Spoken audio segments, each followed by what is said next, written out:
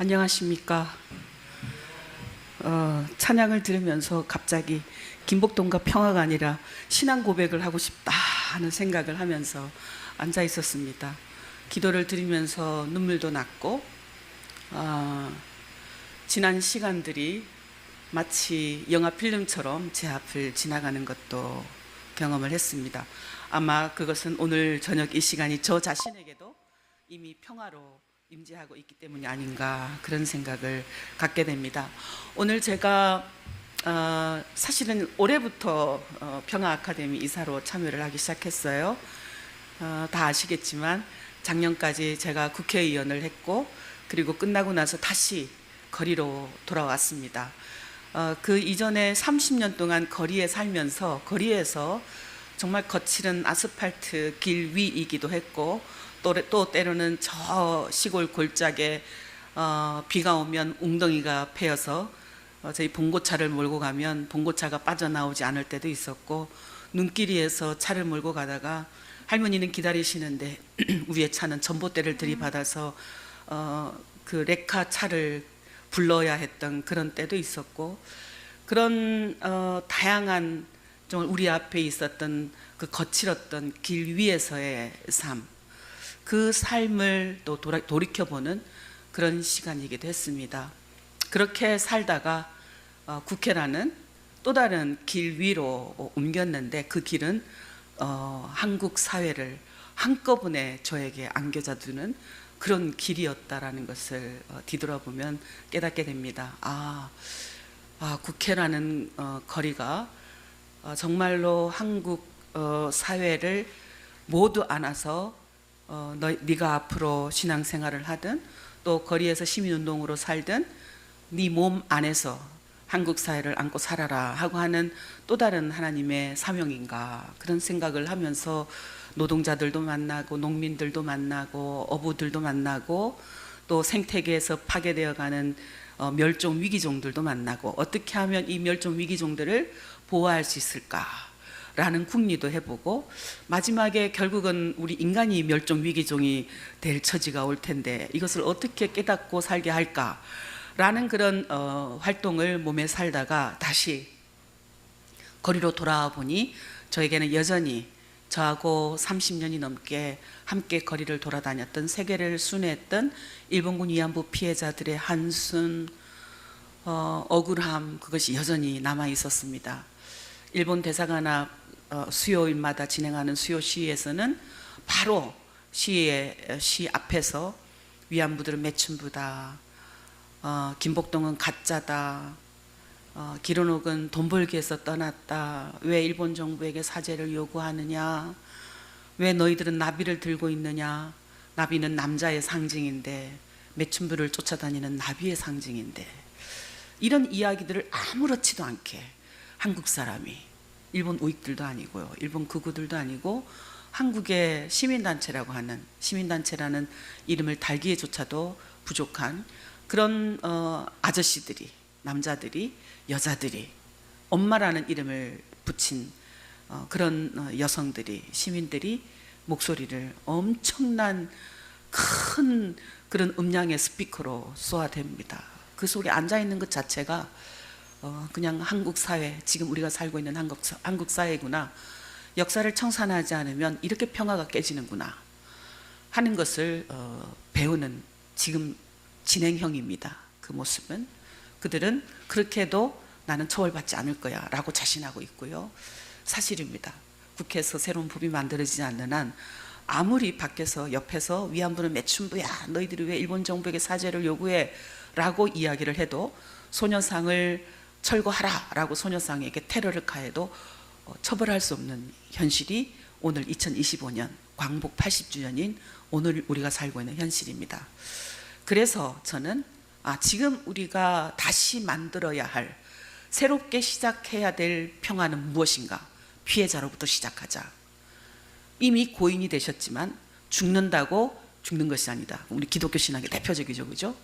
죽음이 끝나는 것이 아니다. 새로운 부활이 있는 것이고, 그 부활 신앙을 믿는 우리들로 인해서 다시 피해자들은 죽었지만 무덤에서부터 다시 살아날 수 있다라고 하는 인식을 갖고 지금 거리에서 나비의 날개짓을 열심히 하고 있습니다. 그래서 오늘 평화 아카데미가 주관하는 오늘 금요 기도의 평화의 기도는 김복동과 평화라는 이야기로 짧은 시간이지만 함께 만들어 가 보고자 합니다.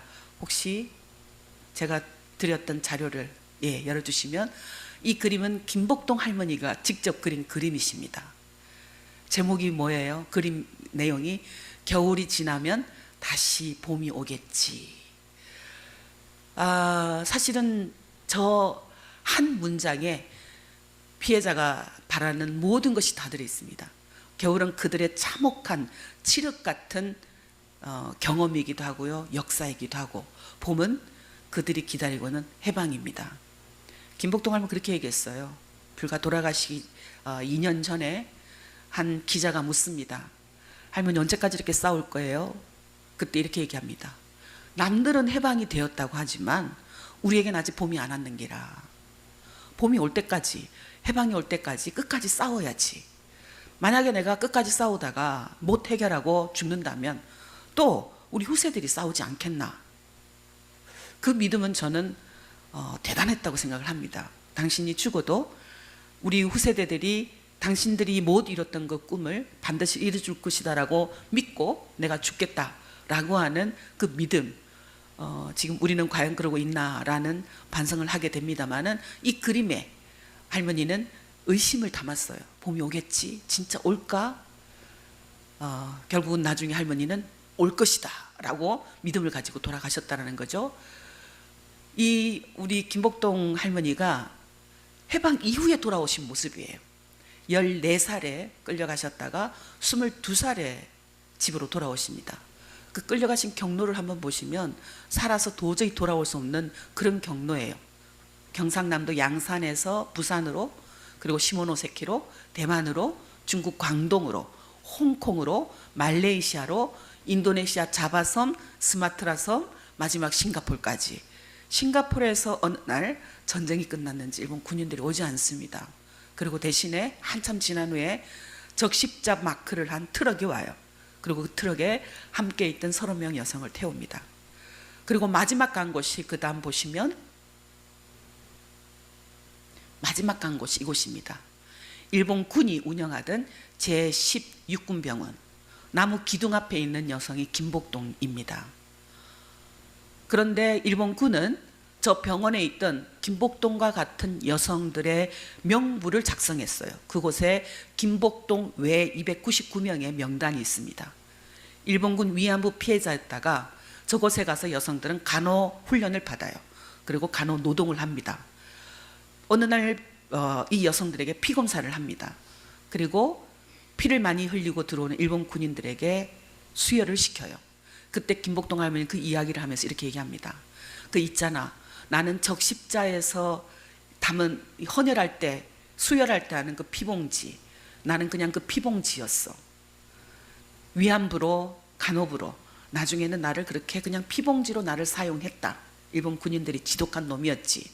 그 이야기를 92년 3월에 제가 김복동 할머니에게 처음 듣고, 그때부터 저에게도 트라우마가 생겼습니다. 피봉지가 보면 김복동이 피를 강제로 뽑히던 그 모습이 떠올라서 정말 악몽 같은 트라우마를, 우리 김복동 할머니의 그때 그 담배를 길게 뿜으면서, 나는 있잖아, 그냥 그 피봉지였어. 정말 지독한 놈들이었어. 그런데 저놈들이 저렇게 사과를 안 한다. 내가 죽기 전에 사과하면 얼마나 좋을까? 늘 그 이야기를 하셨습니다. 더군다나 그들은 역사를 왜곡했어요. 저 밑에 사진 옆에 있는 이미지가 뭐냐면은 일본 군이 김복동 외 299명의 여성들의 명부를 작성한 것 중에 김복동이라는 이름이 나옵니다. 복받을 복자의 아이동. 그런데 저 300명의 명단 중에 우리가 알고 있는 할머니는 단 김복동 딱 한 명이에요. 299명이 돌아왔을까? 어떻게 됐을까? 우리는 알지 못합니다. 그냥 실종 상태입니다. 우리가 30년 동안 운동하면서 신고했던 240명의 명단에 뒀고요, 북한에서 내가 위안부 피해자다라고 신고했던 217명의 명단에도 저 이름은 없습니다. 어디로 갔을까요? 저는 여전히 실종이다라고, 아직도 이 문제는 실종 상태로 피해자들 남아있는 것이다 라고 이야기를 합니다. 근데 그들은 그 작은 사진을 보시면 김복동 할머니와 함께 제가 오사카를 갔을 때예요. 오사카에는 피스 오사카라는 박물관이 있습니다. 지금 거의 일본이 피해자다라고 하는 전시물로 가득 차 있어요. 저곳에 저들은 저 사진을 걸어놓고 일본 여성들 중에 간호부로, 종군 간호부로 자원해서 군인들을 위해서 몸을 바친 여성들이 있었다라고 밑에 걸어놓습니다. 그것을 보고 김복동 할머니가 이건 나다. 일본 여성들이 아니다. 간호부가 아니었다. 우리를 일본군 위안부로 끌고 가서 저렇게 간호부로 위장시켜서 노동까지 시켰다라고 이야기를 합니다. 그 다음에 갔을 때 어떻게 됐을까요? 저 사진은 띄어졌지만 그런 일이 없었다라고 발뺌을 합니다.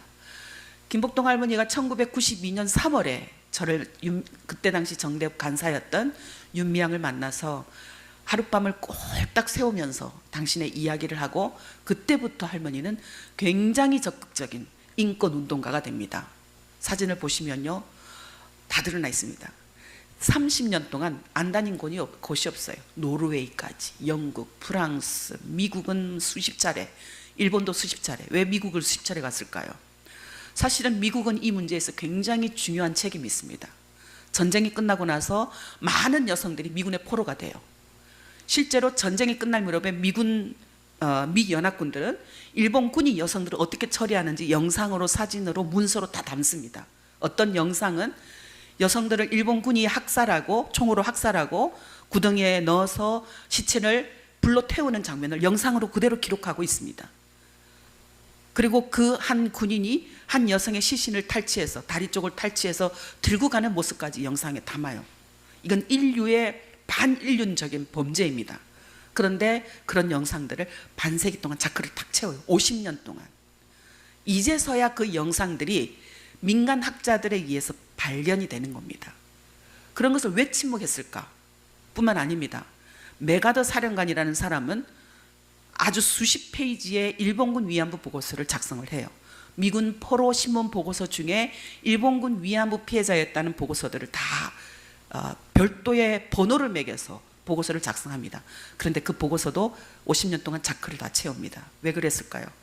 여전히 전쟁이 끝난 후에 미국은 대중 대러의 아시아 전략에 일본이 필요했던 겁니다. 그래서 일본에게 면죄부를 줍니다. 아베 외할아버지였던 대표적인 A급 전범 기시 노부스케를 처음에는 사형을 구형합니다. 그런데 웬일인지 기시 노부스케를 살려줘요. 그 다음에 기시 노부스케는 일본의 총리가 됩니다. 그리고 미국의 영향 아래서 아주 성실하게 미국의 대아시아 전략에 참여를 합니다.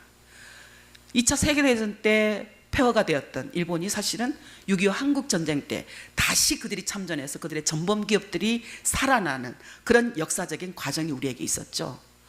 전쟁에서 역시 아시아의 피해자들은 무엇보다도 일본의 식민지였던 김복동과 같은 여성들은 철저하게 버림받고 억압받고 소모품 취급되었던 것을 지난 역사에서 보고 있는 거죠. 그래서 김복동 할머니는 미국에만 가면 미국 정부에 얘기합니다. 너희들 책임 있다.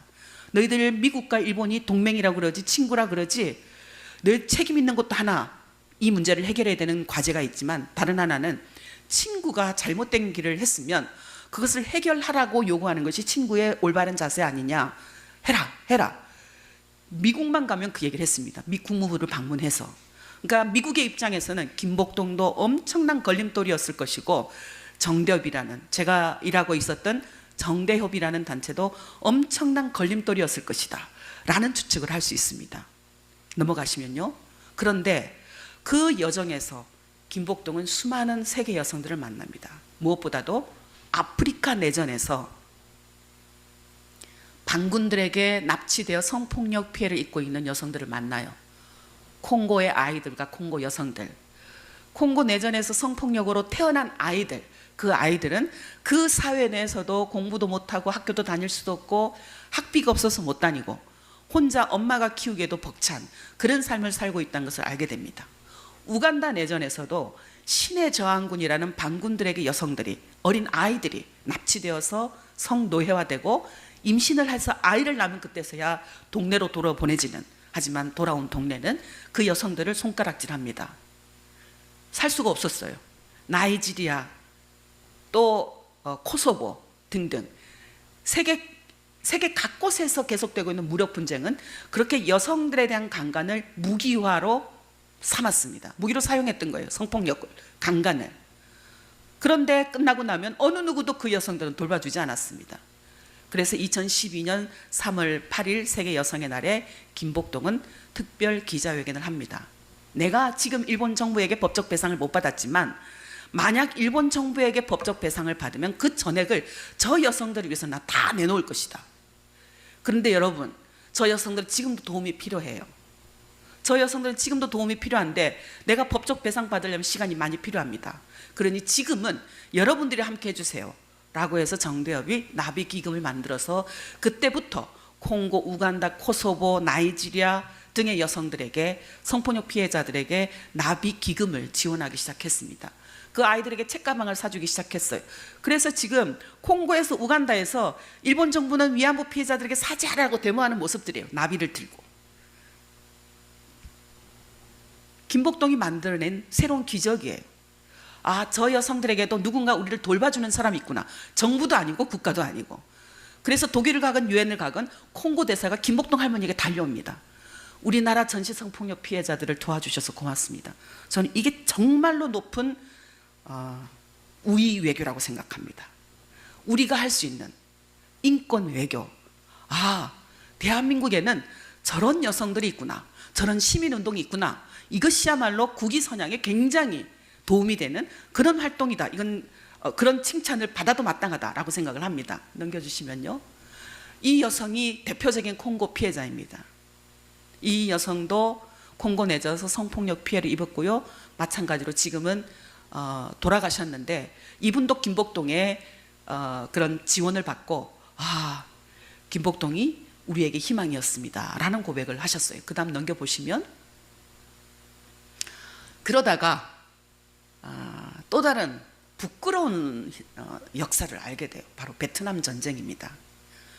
베트남 전쟁에서 한국군이 참전했고 그 한국군에 의해서 성폭력 피해자가 있다는 것을 김복동 할머니가 알게 됐어요.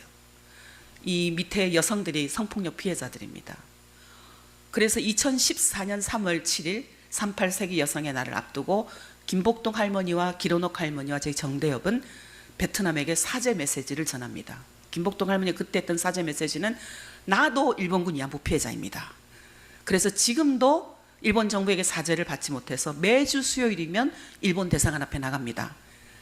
한국 군인들이 베트남 여성들에게 나와 같은 범죄를 저질렀다는 소리를 들었습니다.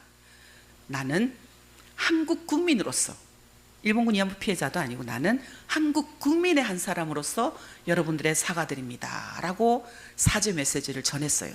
그때부터 저희는 베트남 대사관 앞에서 사과 피켓팅도 하고요. 그 뒤에 보시면 매년 베트남으로 사죄 기행을 갑니다. 사죄 기행을 가서 아이들에게 그리고 희생자들 앞에 무릎을 꿇고 미안합니다. 우리 정부가 사죄하도록 하겠습니다. 김복동 할머니가 여러분들이 이렇게 평화 메시지를, 사죄 메시지를 전했습니다 라고 하고, 제가 국회의원 아래 사진은, 맨 밑에 줄 사진은 제가 국회의원을 하면서 직접 김복동 할머니의 사죄 메시지를 들고 장학금을 매년 상하반기에 90명씩 장학금을 전달하는 그런 모습입니다. 근데 지금 이 일은 더 어려움에 처해 있습니다. 관심들이 많이 만들어지지 않아요. 저도 이제 좀 늙었고 또 여러 가지 공격 속에서 싸우다 살아나다 보니까 아직 베트남에 대한 충분한 사죄의 그런 어떤 활동을 하지 못하고 있는 것이 사실입니다. 이를 누가 이어가 주실 수 있을까? 저는 한국교회가 해야 된다고 생각합니다. 들어보실까요?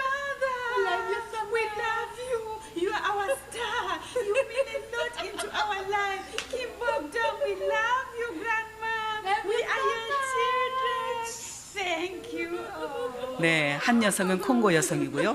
한 여성은 우간다 여성입니다. 둘 다 성폭력 피해자고요. 이 여성은 엄마도 잃었어요. 언니도 잃었고요. 지금은 김복동을 만나고 나서 자신과 같은 성폭력 피해자들을 구출해내고 단체를 만들어서 지원을 하고 있습니다. 나비기 미처 여성들에게 지원을 했고요. 이렇게 두 여성의 고백처럼 김복동이 우리의 영웅이다, 우리의 어머니다 라는 이야기를 합니다. 이것이 피해자가 만들어낸 평화다라고 생각합니다. 피해자들이 위로를 받는 것, 전쟁에서 성폭력 피해를 입은 여성들이 이제 우리가 비로소 해방이에요 라고 하는 해방의 메시지를 전해줄 수 있는 것, 그것이 진정 우리가 지금 할 수 있는 평화가 아닐까. 이 여성은요, 코소보 내전에서 경찰들이 경찰로 가자라고 집으로 와서 이 여성을 데리고 갑니다. 경찰서로 갈 줄 알았는데 여인숙으로 끌고 가요, 여관으로. 그리고 집단 성폭행을 합니다. 제가 이 여성을 만났을 때 유엔에서 만났는데요, 자신의 이야기를 해야 된다라는 그 강박감과 성폭력의 경험이 다시 되살아나서 사시나무 떨듯이 떤다라는 것을 저는 이 여성이 지금 떨고 있는 거구나 라는 것을 느꼈어요. 그런데 제가 그때 김복동을 만나게 해야 되겠구나 라는 생각이 들어서 유엔에서 만난 다음에 한국으로 초청을 했습니다. 그래서 쉼터로 모시고 가서 김복동을 만나게 했어요. 그때 김복동 할머니가 이 여성 이렇게 얘기합니다. 끝까지 싸우는 것이 이기는 것이다. 피해자가 나서지 않으면 아무도 관심 갖지 않는다. 지금 이 여성은 국회의원이 돼서 자신처럼 코소보 내전에서 성폭력 피해를 입는 여성들을 구출해내고 그 여성들을 위한 입법 활동을 하고 있습니다. 김복동이 만들어낸 평화입니다. 아까 얘기했던 우간다 여성이고요. 이런 할머니의 삶은 세계적으로 백인의 영웅 속에 포함돼요. 누가 선정하느냐? AFP 통신하고 세계 국경 없는 기자회라는 기자들의 모임인 국제적인 단체가 김복동 할머니를 만델라, 넬슨 등 또 세계적으로 유명한 그 평화를 위해서 활동했던 그런 백인 속에 김복동을 딱 선정을 해서 김복동이 세계 백인의 영웅입니다 라고 선정하고 책자에 실었습니다. 그 다음에 김복동이 찾아간 곳은 어디였을까? 사실은 이것은 돌아가시기 얼마 전입니다. 많이 말라있죠. 할머니가 2019년 1월에 돌아가셨는데 2018년에 일본을 방문을 합니다. 위안부 운동을 하면서 일본을 갈 때마다 늘 눈에 밟혔던 아이들이 있어요. 바로 제일동포 아이들. 일본에 살면서 너희들은 조센진이다, 너희들 여전히 우리의 식민지야 라고 하는 그런 일본 우익들과 일본 정부의 차별 정책 속에서 우리나라 말, 우리 역사, 우리 문화를 배우면서 공부하고 있는 우리 학교가 있습니다. 제일조선학교. 그 아이들에게는 모든 교육이 무상화해서 배제되고 있습니다. 중국인 학교, 필리핀 학교, 각종 학교까지 무상화를 하고 있는데 딱 이 학교만 무상화를 배제하고 있어요. 등록금도 직접 내야 되면서 아이들이 공부를 하고 있습니다. 실제로 이 아이들은 우리말을 배우고 있기 때문에 일본 내에서 우리 운동을 통역해주는 굉장히 중요한 매개체였어요. 이 제일동포 학교가 없었다면 아마 그동안 굉장히 우리가 일본 사회 내에서 일본 정부를 향해 싸우는데도 힘이 들었을 것이다 라고 저희들은 늘 고백을 합니다. 그만큼 의미 있는 학교인데도 불구하고 차별 속에 있다는 것을 김복동 할머니가 아시고 마지막 전 재산을 이 제일조선학교 아이들을 위한 장학금으로 김복동의 희망에 내어 놓으셨어요. 그래서 매년 상반기 10명, 하반기 10명씩 지금도 장학금을 지원하고 있습니다. 할머니 돌아가셨지만 약속하셨기 때문에 이렇게 김복동의 평화는 소외된 사람들, 전쟁의 피해자들, 성폭력 피해자들, 또 강대구에 의해 탄압받고 압제받는 그 사람들 속에 있었어요. 저는 김복동을 보면 예수님의 삶이 생각납니다. 피해자의 삶에서 예수의 평화가 느껴집니다. 그런데 정부는, 권력자들은 이런 피해자들에게 너희들 이제 더 이상 사죄 요구하지 마, 너희들 이제 더 이상 일본 정부에 배상 요구하지 마. 한국 정부가 만들었던 것이 바로 2015년 12월 28일 한일 합의였어요. 물론 그 뒤에 문재인 정부가 등장을 해서 그 합의는 진짜 해결이 아니었다. 한국 정부는 피해자 중심주의에 입각해서 해결할 것이다 라고 약속은 했지만 그 자리에서 하나도 진전되지 않고 있습니다. 이제 피해자들은 겨우 6분이 남아 있습니다. 제가 아까 말씀드렸듯이 수십만의 여성들은 아직도 여전히 실종 상태입니다. 겨우 240명, 20만이 끌려갔다, 30만이 끌려갔다, 40만이 끌려갔다 이야기를 하고 있지만 아직도 그 정확한 수도 알 수가 없고요. 겨우 240명, 북한에 217명, 500명도 안 됩니다. 김복동 할머니가 있었던 곳만 해도 300명이 있었습니다. 여전히 실종된 상태, 소녀상은 위태하고 피해자들은 여전히 해결을 보지 못하고 있고 나는 아직 해방이 되지 않았습니다 라고 얘기하고 있는 이런 현실. 올해는 을사늑약, 외교권을 일본에게 빼앗기고 내정 간섭의 길을 열어줬던 을사늑약 120년이 되는 해입니다. 그리고 굴욕적이었던 한일협정 체결 60년, 또 2015 한일합의 10년입니다. 마찬가지 광복 80년입니다. 광복 80년에 우리가 새로운 정부를 출범시켰습니다. 촛불로, 빛의 혁명으로.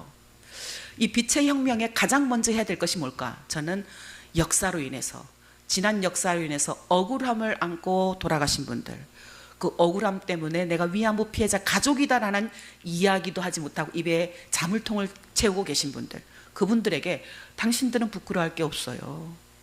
당신들은 당당한 피해자입니다. 오히려 부끄러워야 될 것은 저 잘못을 한 범죄자들입니다 라고 하는 고백들을 들려줄 때가 아닐까. 그리고 정부는 저 피해자들의 억울함을 당당한 외교로 일본 정부에게, 미국 정부에게도, 유엔에게도 요구해야 되지 않을까. 그것이 광복 80년에 우리가 함께 시작해야 될 평화이지 않을까, 그런 생각을 해봅니다. 할머니 지금 기분이 어떠시냐? 마지막 들어보겠습니다. 기분 만점이지. 기분 만점이에요? 어떻게 만점일까? 이렇게 다 모여갖고 저 시절 끝없는 줄을 받들어서 이래 해주니까 고맙고 너무나 안쓰럽고 또 뭐라고 말할까 이런 희망이 여기에도 또 다시 돌아올 건가. 희망을 잡고 살자. 나는 희망을 잡고 살아. 내 뒤를 따라. 저 할머니 메시지에서 희망은 우리들이었습니다. 다 같이 희망을 구름이 부딪히지 아니었고요. 말고 그냥 무지개가 아니었어요. 김복동 할머니의 희망은 희망을 바로 앞에 잡고 앉아있는, 삽시다. 네, 할머니. 수요시에 가면 수많은 청소년들 할머니 앞에 앉아서 할머니 힘내세요, 우리가 함께 하겠습니다, 할머니 돌아가시도 우리가 잊지 않을게요 화답했던 수많은 사람들, 평화를 담은 사람들, 그 사람들이 할머니에겐 희망이었어요. 결국은 희망은 사람이었다. 결국은 우리가 희망이었다 라는 것을 알고 2달 전입니다. 돌아가시기, 숨을 거두시기, 병원에서는 아무 손을 쓸 수 없어서 집에 돌아가시러 되돌려 왔던 그때 할머니가 저 메시지를 남겼어요. 제일조선학교 아이들을 위해서 후원금을 기부하시면서 여기에 다시 희망이 돌아올 건가? 이 쓰잘것없는, 이 하잘것없는 나를 떠받들어서 이렇게 해주니까 우리 한국 사회가 너무 고맙고, 저는 다시 지금 2차, 3차 가해 속에 놓여있는 피해자들을 높은 자리로 올려줄 때다. 피해자들이 요구했던 다시는 전쟁 없는 세상, 우리와 같은 피해자가 만들어지지 않는 세상이어야 된다. 베트남의 여성들에게 우리가 반드시 사죄해야 된다. 그 여성들에게도 평화가 와야 우리에게 평화가 오는 것이다. 그 메시지를 이어받는 것, 콩고, 우간다, 우크라이나, 지금 저 팔레스타인, 그리고 지금 또다시 전운이 감독은 이란, 중동 지역, 그 지역에도 아직도 파악되지 않고 있는 수많은 아이들의 학살과 여성들에 대한 성폭력 강간, 그 문제들이 우리 앞에 드러나고 그분들에게 보호막이 쳐주는 것. 예수님 십자가를 들으셨던 그 뒤를 따라간 우리 교회가 그 총구의 보호막이 되었으면 좋겠습니다. 저는 그것이 오늘 우리가 해야 할 평화를 만들어가는 우리 자세가 아닐까, 그런 생각을 하고요. 오늘도 총탄 속에서 아우성치며 쓰러져 갈 많은 하나님의 백성들, 그리고 지금 이 순간까지도 전국을 돌며 노동의 현장을 떠나지 못하고 있는 노동자들에게도 일상의 평화가 오는 날, 저 분당 경계 지역에 지금은 그 확성기가 꺼져서 일상의 평화를 찾았다고 합니다마는 전쟁의 위협이 아닌 평화롭게 남북이 넘나들 수 있는 그런 날들이 오는 것, 그래서 북이 고향인, 평양이 고향인 우리 기런옥 할머니 유해라도 고향으로 모셔갈 수 있는 그런 날이 오는 것, 그 날을 우리 한국교회가 함께 기도해 주셨으면 고맙겠습니다. 고맙습니다.